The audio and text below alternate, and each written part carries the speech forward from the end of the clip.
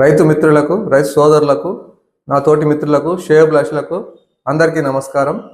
ఈరోజు సమాజంలో రైతుకు విలువ ఏ రకంగా ఉంది, మరి ఆ విలువలు ఎంతవరకు మనము అనుసరిస్తున్నాం, మరి రైతుకి ఇవ్వాల్సిన విలువ ఏంటిది, ఆ అంశం మాట్లాడుకునే ముందు మన ఛానల్ను చూస్తున్న వారికి అందరికీ ధన్యవాదాలండి. అట్లానే సబ్స్క్రైబ్ చేసుకునే వాళ్ళకు కూడా ధన్యవాదాలు. అట్లనే సబ్స్క్రైబ్ చేసుకోక చూసే వాళ్ళందరూ దయచేసి సబ్స్క్రైబ్ చేసుకోండి. సబ్స్క్రైబ్ చేసుకోవడం వల్ల మాకెంతో తోడ్పాటునిచ్చినట్టు అవుతుంది. అది ఎంతో బలం మాకు, ఎందుకంటే ఇట్లాంటి వీడియోలు చేయడానికి ఒక ఉత్సాహం వస్తుంది. కాబట్టి ఈ సమాజంలో గల సమస్యలను వెలికితీసి మీ ముందట పెట్టడమే మేము మా పని.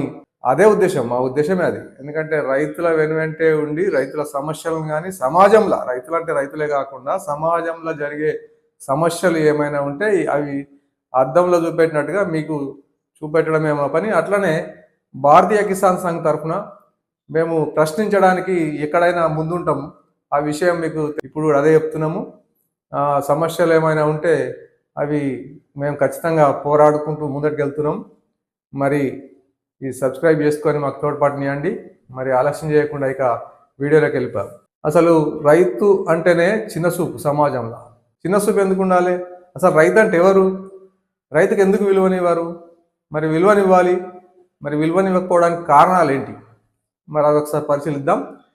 మరి ఇలా ఒక రైతు ఒక విత్తన షాప్ పోయిండండి.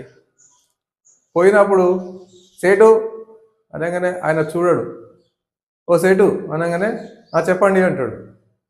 ఆయన 15 నిమిషాలు 20 నిమిషాలు నిలబడి రైతు మాట్లాడినా కానీ అట్లనే కాళ్ళు గుంజంగా నిలబెట్టి మాట్లాడతారు తప్ప కూర్చేసి కూర్చుండబెట్టి ఆయనకు మరి మర్యాద ఇవ్వడం అనేది తెలియదు.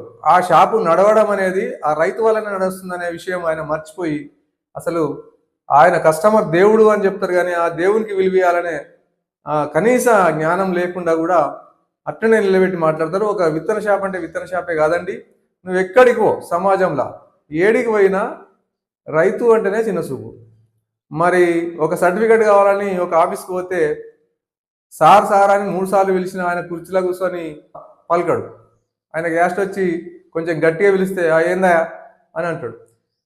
మరి పలానా పని సార్ అని అన్నప్పుడు అది కాదు ఇది కాదని కొంత లేని సమాధానం చెప్పి ఆడికో ఈడికో, ఆ రూమ్లోకో ఈ రూమ్లోకో, ఆ రూమ్ నెంబర్ ఇళ్ళకో అంటాడు.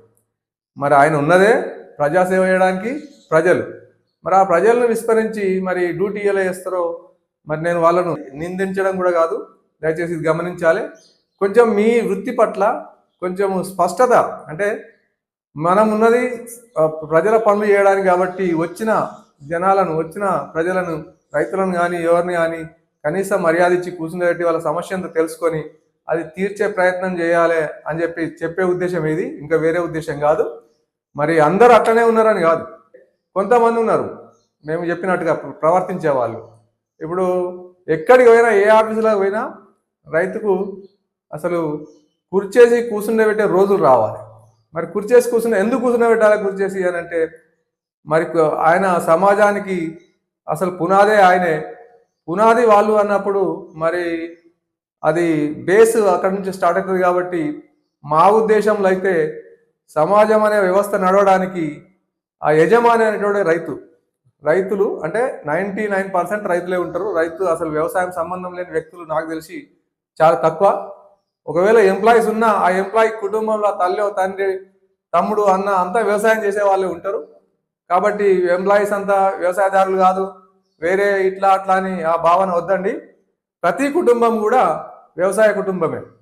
మరి ఆ వ్యవసాయ కుటుంబం నుంచి ఉత్పత్తులు అంటే పంట వండియాలి.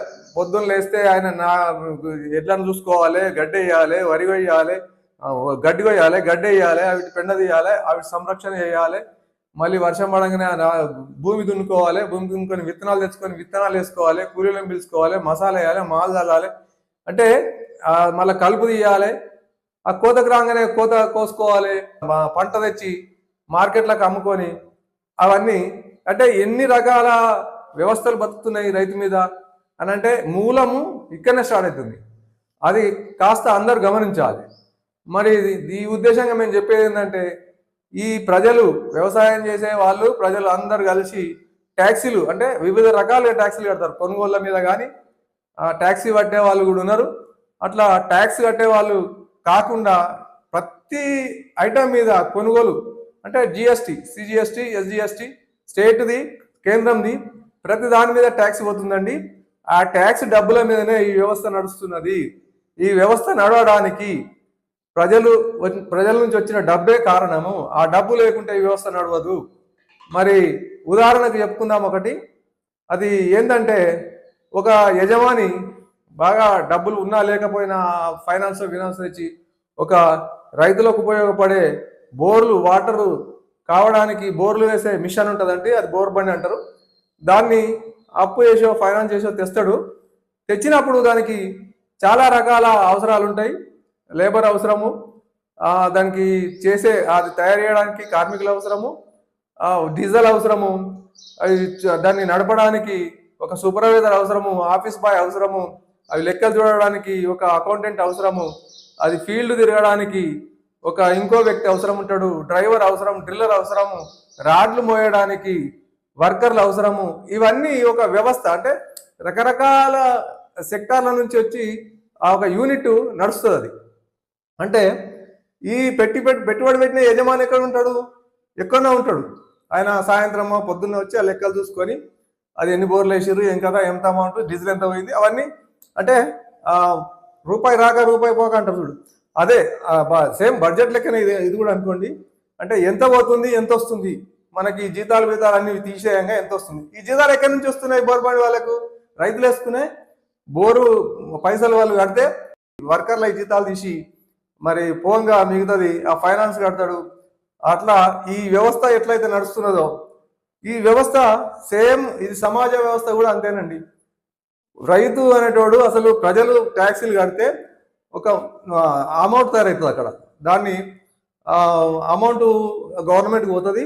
ఆ గవర్నమెంట్ వివిధ రకాలుగా బడ్జెట్ కేటాయించి ఏ శాఖకు ఎంత కావాలి, ఎవరికి ఎంత కావాలనేది ఒక లెక్కేసి అసలు రావడం ఎంత ఉంది, పోవడం ఎంత ఉంది, ఇటు వచ్చేది ఎంత, అటు పోయేది ఎంత అనే లెక్క, దాన్నే బడ్జెట్ అంటారు. అది లెక్కలేసి అది ఎక్కడిదక్కడ సర్దుబాటు చేయాల్సిన పని ప్రభుత్వం మీద ఉంటుంది. మరి ఇది లెక్కన మనం ఇంతకుముందు చెప్పిన ఉదాహరణ ప్రకారంగా ఈ ట్యాక్సీలు కట్టేవారు పెట్టుబడి పెడితే ఆ బోర్వెల్ ట్యాక్సీలు కట్టేవారు పెట్టుబడి పెడితే వ్యవస్థ నడుస్తుంది. బోర్వెల్ యజమాని పెట్టుబడి పెడితే బోర్వెల్ నడుస్తుంది. మరి అక్కడ యజమాని బోర్వెల్ పెట్టుబడి పెట్టిన అన్నప్పుడు మరి ఇక్కడ ట్యాక్సీలు కట్టే వీళ్ళంతా వ్యవస్థకు ఓనర్లే. అంటే వీళ్ళే యజమానులు. ఆ యజమానులకు ఈ ట్యాక్సీ నుంచి జీతాలు తీసుకొని ఈ వర్క్ చేసే వాళ్ళంతా అంటే ఉద్యోగస్తులు కావచ్చు, ఇంకా రకరకాల సెక్టార్లలో పనిచేసే వాళ్ళంతా వీళ్ళంతా వర్క్ అంటే జస్ట్ ఒక గుమస్తాలు పనిచేయడానికి, ఒక వ్యవస్థ పనిచేయడానికి నిర్మించుకున్న అసలు వాళ్ళను అపాయింట్మెంట్ అంటే ఎంప్లాయీస్ వీళ్ళంతా. మరి ఈ బోర్వెల్ నడవడానికి వీళ్ళంతా కష్టపడ్డట్టు ఈ వ్యవస్థ నడవడానికి వీళ్ళంతా అహర్నిశలు కష్టపడి దీన్ని నడపాలి. అట్లాంటిది విడిచిపెట్టి మరి ఈ పొంతలు లేని సమాధానాలు ఇవన్నీ చెప్పుకుంటూ అసలు రైతు అంటేనే విలువ లేదు, అసలు ఎవరాయ మీరు అనే దృష్టిలో ఈ సమాజం లెక్కున్నది. ఆ పద్ధతి మారాలే. ప్రతి విషయంలో చెప్తున్నాము, పద్ధతి మారాలే, సమాజ రీతి మారాలే, అందరం మారాలి. ఒక్కరు మారడం కాదండి, అందరి లోపల మార్పు రావాలి. మార్పు వచ్చి ఒక రైతు ఒక ఆఫీస్కి పోతే చెప్పండి సార్ అని పిలిచి ఆయన లేచి కుర్చేసి కూర్చుండబెట్టే రోజులు రావాలి. ఎందుకు కుర్చేసి కూర్చుండబెట్టే రోజులు రామంటున్నామంటే ఆయన ప్రతి వ్యవస్థకు అక్కడ పెట్టుబడి ఈయన ట్యాక్సీలు కడుతున్నారు కాబట్టి, ప్రజలు ట్యాక్సీలు కడుతున్నారు కాబట్టి ప్రజలకు విలువేయాల్సిన అవసరం ఉన్నది. మరి ప్రజల తర్వాతనే అక్కడ పనిచేసే వాళ్ళు లెక్కకు వస్తారు. అంటే ఈ సందర్భంగా మేము మళ్ళీ గుర్తు చేస్తున్నాము, ఎవరిని నిందించడానికి కాదు, ఇది ఖచ్చితంగా ఆ వచ్చిన వాళ్ళకు విలువిచ్చి పనిచేసి పెట్టాలనేది మా దృక్పథము. ఇంకొక విషయం, మన ఈ రైతులు ఈ మార్కెట్లకు కానీ ఆడికి కానీ ఈడికి కానీ పోయినప్పుడు పూర్తిగా వాళ్ళను దోచుకుందామనే ధోరణి తప్ప ఇంకో ధోరణి లేదండి. కాకపోతే మీరు ఒకసారి ఆలోచించండి, మీ నాయనో మీ అమ్మనో మీ తాతనో ఒక రైతుగా ఉన్నప్పుడు మీరు ఇప్పుడు అంటే ఈ వ్యవస్థలకు వచ్చి రోడ్ల మీదకి వచ్చి వ్యాపారాలు చేస్తుండొచ్చు. మీ వెనకాల ఉన్న వాళ్ళు ఇప్పటికి కూడా వ్యవసాయంలో ఉండి ఉంటారు. వాళ్ళ బాధలు ఏంటియో ఒకసారి వాళ్ళని అడిగి తెలుసుకుంటే మీకు అర్థమవుతుంది. అంటే మీరు లాభం తినండి, మేము చెప్పేది అదే, మీరు లాభం తినండి, మేము వద్దంటలేము, కాకపోతే రైతుకు లాభం చేకూర్చండి, అదే చెప్తున్నాం మేము. ఎందుకు చెప్తున్నాము అని అంటే, ఆయన తెల్లవార్లు పొద్దున్న దాకా తెల్లని దాకా 2 గంటలకు కరెంట్ వస్తే 2 గంటలకు పోయి పారబెడతాడండి. అక్కడ పురుగు బుషి పాములు ఇవన్నీ ఉంటాయి. పాపం అట్లా పాము కాటు కూడా ఎంతో మంది చనిపోతున్నారు. మరి వాళ్ళ ఫ్యామిలీస్కి ఎవరండి, ఎవరు దానికి బాధ్యులు, ఎవరైనా సపోర్ట్ ఇచ్చిన వాళ్ళు ఉన్నారా? ఏదో తూతు మంత్రంగా ఇంత గవర్నమెంట్ నుంచి ఏదో ఇన్సూరెన్స్ అని అదని ఇదని 2 లక్షలు 5 లక్షలు ఇచ్చేసి దులుపుకుంటారు. మరి ఆ జీవితాంతం వాళ్ళ ఫ్యామిలీని ఎవరు నడపాలి?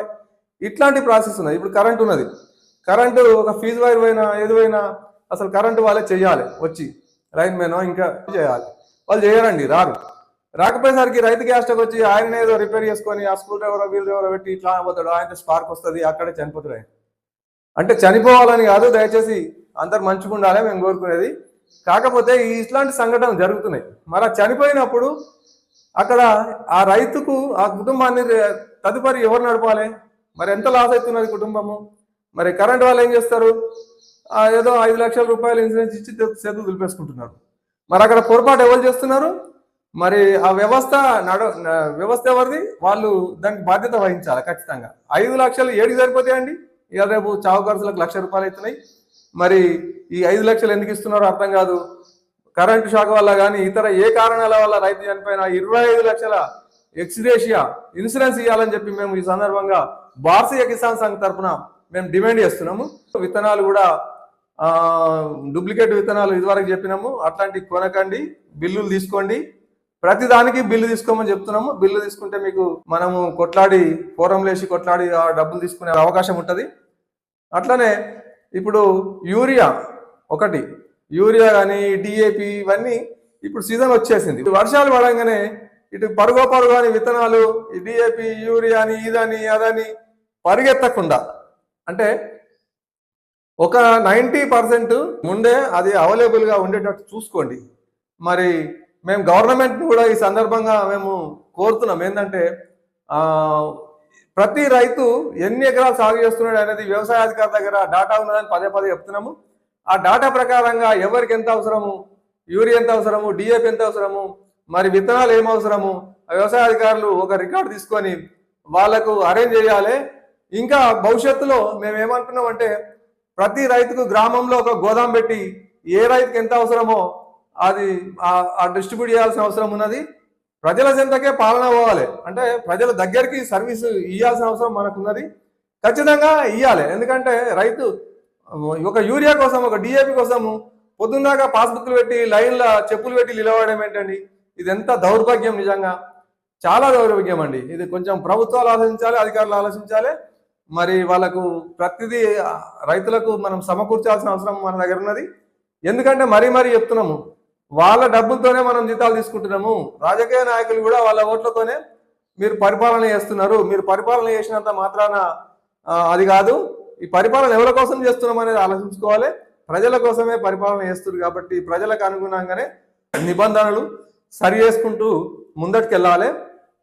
అట్లానే ఇంకొకటి, వర్షాలు పడ్డప్పుడు, రాళ్ళవాన పడ్డప్పుడు ఈ ఇన్సూరెన్స్ కంపెనీలు ఎవరు చేసుకోవడం లేదండి. అదే గవర్నమెంట్ ఏం చేయాలంటే సమ్ ప్రీమియం, రైతు బీమా చేసినట్టుగా ఆ సమ్ ప్రీమియం కొంత గవర్నమెంట్ నుంచి తీసి రైతు బీమా, పంట బీమా చేయాలి. కంపల్సరీ పంట బీమా ప్రతి ఒక్కరికి చేయాలి. ఎందుకంటే అకాల వర్షాల వల్ల చాలా నష్టపోయి, ఈ సంవత్సరం అయితే మొత్తం రైతులు ఎంబడే పడ్డది, వాన పడ్డది ప్లస్ రాళ్ళు పడ్డాయి, మొత్తం కొట్టుకపోయినట్టు అయింది. రైతులంతా అయోమయంలో ఉన్నారు. మరి వాళ్ళకు ఇన్సూరెన్స్ లేదు. క్రాప్ ఇన్సూరెన్స్ ఉంటే ఎంతో కొంత తోడ్పాటునిచ్చేది. మరి మేము దీని విషయంలో కలెక్టర్ కూడా ఎన్నోసార్లు మెమోరాండం ఇచ్చినాము. మరి దానికి దిశగా ఏమన్నా ప్రయత్నాలు కొనసాగుతున్నాయో ఏమో తెలియదు, కానీ మరి ఖచ్చితంగా రైతుకు తోడ్పాటునియాల్సిన అవసరం ఉన్నది. మరి ఇట్లాంటి విషయాలు, ఈ విపత్తులు, దీన్ని విపత్తుగానే భావించాలి. ఒక రైతు సంక్షోభంలో పడితే అది ఖచ్చితంగా విపత్తు కిందకే లెక్క. మేము ఏమంటున్నామంటే, గవర్నమెంట్, సెంట్రల్ గవర్నమెంట్ కానీ రాష్ట్ర గవర్నమెంట్ కానీ బడ్జెట్ కేటాయించేటప్పుడు అక్కడ బార్డర్లో సైనికుడు ఉంటాడండి. మన దేశ రక్షణ కోసం జవాన్ ఆహారనిశలు కష్టపడుతూ 24 గంటలు అన్నము వెనక ముందు ఆయనకు ఛాయ్ అందకపోయినా ఆయన ఆరోగ్యము అవన్నీ పక్క పెట్టి ఇక్కడ భార్య పిల్లలను విడిచిపెట్టి ఆయన సంతోషాన్ని కూడా పక్కన పెట్టి మన దేశానికి కాపలా కాస్తున్న జవాన్ ఆయనకి బడ్జెట్ పెద్ద ఎత్తున కేటాయించాలి, వాళ్ళకి పెద్ద ఎత్తున కేటాయించాలి. తదుపరి మన కడుపులకు అన్నం పెట్టే రైతు కిసాన్, ఈ కిసాన్ అంటే అగ్రికల్చర్ కూడా పెద్ద ఎత్తున 2వ స్థానం కల్పించి ఖచ్చితంగా బడ్జెట్ పెద్ద ఎత్తున కేటాయించి ఈ వ్యవస్థను ఒక పండుగలాగా చేసుకుంటట్టు, వ్యవసాయం అంటే అందరూ వ్యవసాయం చేసుకుంటాం మేము అనే దృష్టి రావాలి. ఆ దృష్టి వచ్చేటట్టుగా అంటే ఆ భావన కలిగి అందరూ వ్యవసాయం దిక్కు రావడానికి ఆ బడ్జెట్ కేటాయించి దాన్ని పెద్దగా డెవలప్ చేయాలి. రైతన్నలు మరి వర్షం పడదని మరి తొందరగా అది చేయకుండా పూర్తిగా భూమి నానిన తర్వాతనే విత్తనాలు విత్తుకోండి. ఆ తర్వాత కొంచెం జాగ్రత్తగా పెట్టుబడులు అవన్నీ లాస్ అవుతాయి కాబట్టి చూసి చేసుకోవాలని చెప్పి ఈ సందర్భంగా కోరుతున్నాం. జై జవాన్, జై కిసాన్, భారత్ మాతాకి జై.